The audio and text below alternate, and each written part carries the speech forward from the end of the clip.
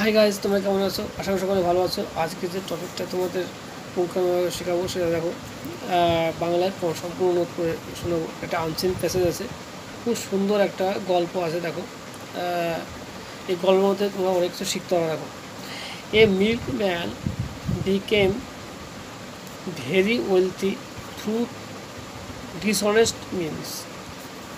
এক গোয়ালা সে খুবই ধনী হয়ে গেছিল বা সম্পদের অধিকারী হয়ে গেছিল অসৎ উপায়ে। দেখো, he had to cross a river daily to reach the city where his customer lived.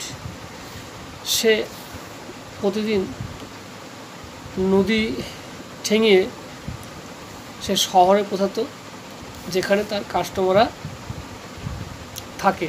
দেখো, he mixed the water of the river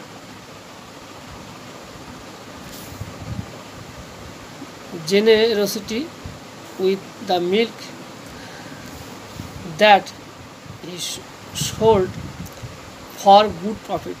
সে কী করতো? সে নদীর জল ওই দুধের সাথে মিশাতো যাতে করে সে ভালো টাকা উপার্জন করতে পারে। One day he went around collecting the dues in order to celebrate the wedding of his son. তার ছেলের বিয়ের জন্য সে কী করলো? তার যে পাওনা টাকাগুলো সে সংগ্রহ করতে বেরিয়ে গেল। দেখো, with the large amount thus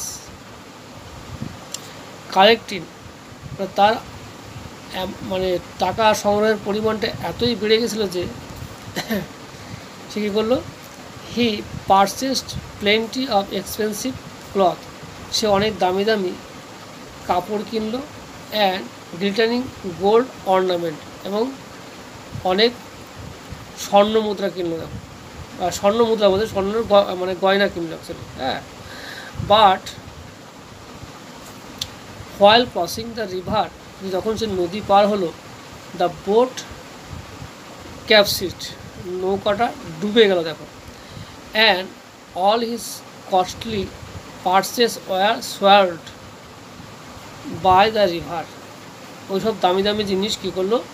নদী গর্ভে তলিয়ে গেল। দেখো, the milk vendor was speechless with grief. সে দুঃখে নির্বাক হয়ে গেল।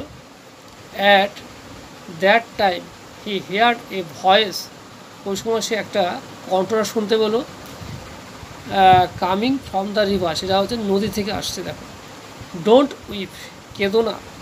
হোয়াট ইউ হ্যাভ লস্ট, তুমি যা হারিয়েছো, is only the illicit gain, মানে এটা অসৎ উপায় করেছো। হ্যাঁ, you earn through cheating your customer, মানে তোমার কাস্টমারকে তুমি চিটিং করে তুমি তোমার এই অর্থগুলো উপার্জন করেছো।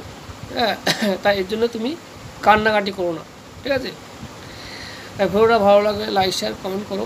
হ্যাঁ, কোথাও হয়তো কোনো অসুবিধা থাকলে সেটা হয়তো ভুলভাল হতে পারে, এর জন্য ক্ষমা করে দেবো। আমি এখানে ভিডিওটা রাখছি।